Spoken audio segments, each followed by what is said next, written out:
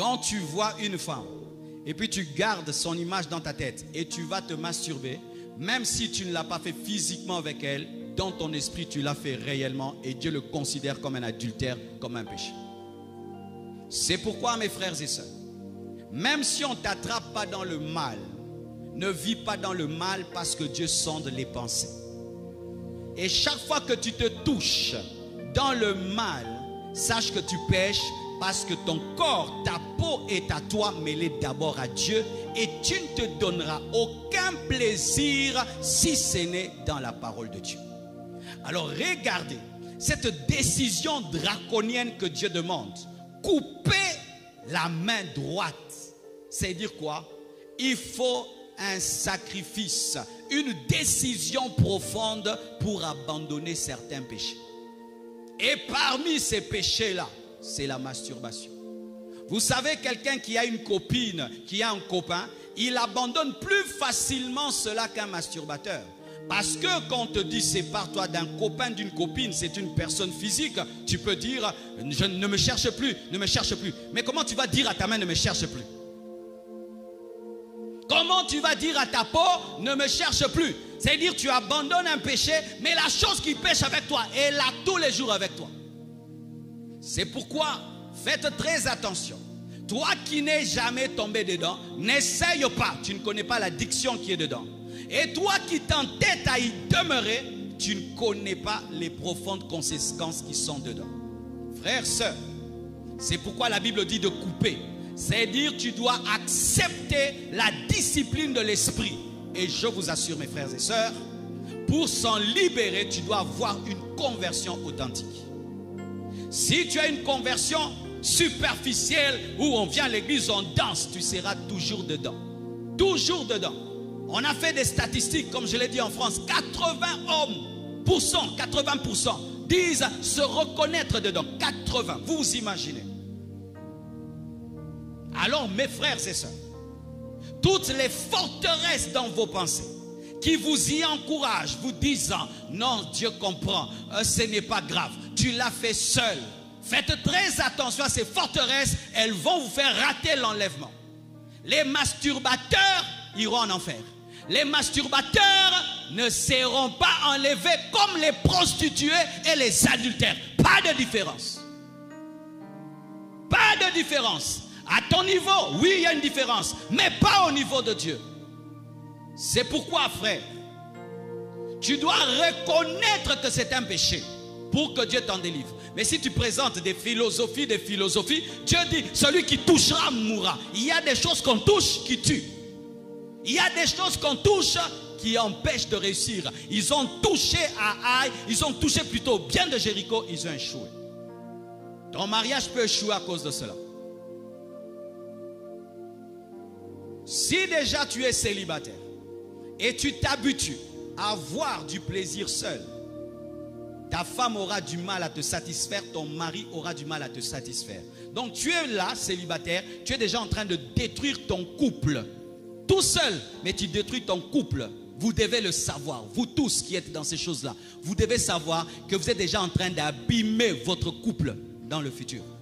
Et si tu es dans le mariage, tu le fais. Tu es en train de te séparer de ta femme, de te séparer de ton mari. Des femmes qui ont déjà attrapé leur mari, en train de le faire. Tu t'imagines, une femme, elle va se sentir comment? Comment elle va se sentir diminuée? Donc moi, je ne sers à rien. Il préfère sa main que moi. Tu imagines comment ça détruit ton couple. Et sachez que lorsque vous le faites, vous ouvrez une porte au monde des esprits mauvais. Parce que le diable rôde autour de nous cherchant qui dévorer. Et la masturbation est l'une des portes. Et quand tu te masturbes, voici ce que tu ne sais pas, c'est que tu libères ta force. Et les puissances des ténèbres la recueillent. C'est pourquoi quand tu te masturbes, imagine un démon autour de toi. Avec un gobelet. Ou avec un panier d'offrandes. C'est une offrande que tu donnes au diable. C'est une offrande que tu donnes à Satan. C'est une offrande que tu donnes à l'esprit de femme de nuit et de mari de nuit. Pourquoi? Parce que quand tu le fais, tu ouvres une porte à des pensées impures. Et ces pensées impures attirent des esprits impurs. C'est pourquoi souvent ceux qui sont dans la masturbation ont souvent aussi des femmes de nuit et des maris de nuit. Et quand maintenant tu as des femmes de nuit et des maris de nuit, ça va entrer dans ton couple, ça va amener le divorce, ça va amener la frigidité, ça va amener l'impuissance, ça va amener la stérilité. Et c'est comme ça que vous détruisez vos couples, rien qu'avec ce que vous appelez « ce n'est rien, je le fais seul ». Si Dieu, dans un séminaire comme celui-ci, ce jeune comme celui-ci, peut me demander d'insister sur ça, c'est qu'il y a beaucoup qui blessent son cœur en vivant dans ce péché-là. J'ai remarqué que lorsque tu es lié par ce péché, tu dois des fois le dire à quelqu'un. Le dire à quelqu'un, l'avouer à quelqu'un et lui dire « j'ai lutté avec, j'arrive pas. Dieu me dit de te le dire, prie pour moi. » Et c'est quelque chose que j'ai vu dans notre église. Un grand prédicateur, un jour, vient me chercher. Je pensais qu'il avait une prophétie à me donner. Il m'appelle, il me dit « Marcelo, je suis tombé dans tel péché. J'ai tout fait pour en sortir. Je me suis même oint d'huile d'olive, ça ne part pas. Quand je priais, Dieu m'a dit de te chercher, de te le dire. » Et j'avais, je crois, 18 ans, 19 ans. J'étais un jeune à l'église. Lui, le prédicateur vraiment connu. Et il m'a cherché. Il a dit, Dieu me dit de te dire et que tu pries pour moi. Et il s'est agenouillé devant moi. J'avais même peur de toucher sa tête. Je ne pense même pas que j'ai pu toucher sa tête. J'ai fait une prière rapide parce que j'étais dérangé. Et il est parti. Et un jour, il passe à l'église. J'étais en train d'entonner les cantiques. Et il passait comme ça. Il m'a fait ça. C'était notre code entre nous deux. Et je ne le dirai jamais à personne. Je ne citerai son nom jamais. Parce que j'ai respecté cet homme de Dieu-là. Il n'a que faire de l'honneur, il a besoin d'aller au ciel. Il n'a que faire du respect, il a besoin d'aller au ciel. Oh, cher homme de Dieu, vous savez ce qui tue les hommes de Dieu, c'est le respect qu'on leur donne à l'église, l'honneur qu'on leur donne à l'église. Et ainsi ne se confie à personne, tu vas mourir. Même le médecin a son médecin, même l'avocat a son avocat. Alléluia, même le coiffeur a son coiffeur. Qui est ton coiffeur? Qui est ton avocat? Qui est ton médecin? Homme de Dieu. Beaucoup de mes fils, vous venez seulement me parler des versets bibliques. Mais vous n'avez pas que des versets bibliques comme question. Donnez-moi la main.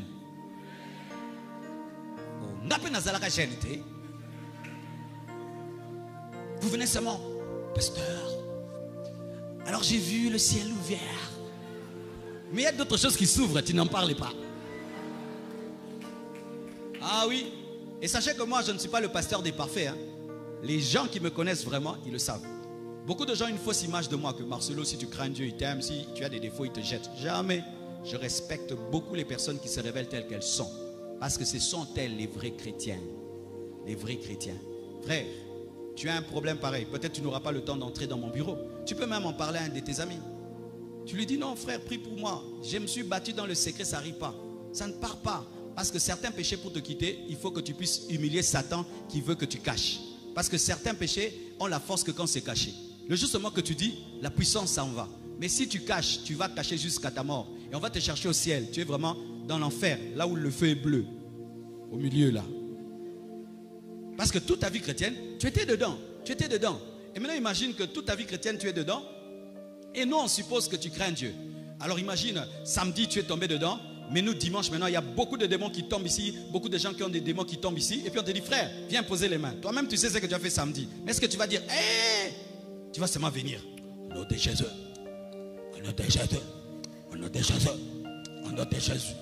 C'est quel genre de main que tu mets? Alors le jour que tu vas rencontrer un démon impoli, il va t'humilier publiquement. Il va dire, yo, t'es, yo, ou toi, que je dis ce que tu as fait samedi. Yo, yo, yo, yo, nom de Jésus. Tais-toi démon, comme Jésus dit, tais-toi démon. Jésus n'a pas dit tais-toi démon pour cacher des choses. Hein? Et aussi, tu es infecté et tu vas à l'hôpital. Tu seras davantage infecté. C'est pourquoi les médecins se protègent eux-mêmes pour ne pas recevoir les microbes de leurs patients. Mais toi-même, tu as des choses et tu t'exposes. Tu vas recevoir d'autres microbes et des nouveaux démons qui vont entrer dans ta vie. Mes frères, ne jouez pas avec cela. Lorsque dans un pays libre comme la France, on fait balader un micro et 56% des femmes disent qu'elles sont dedans, 80% elles sont dedans, et 80% d'hommes sont dedans. Peut-être qu'au Congo, on ne sait pas si on fait balader, ce sera comment. Mais nous, on va seulement fuir, on ne va pas répondre. Donc le baptême, oh, ma question de ma question de genre de.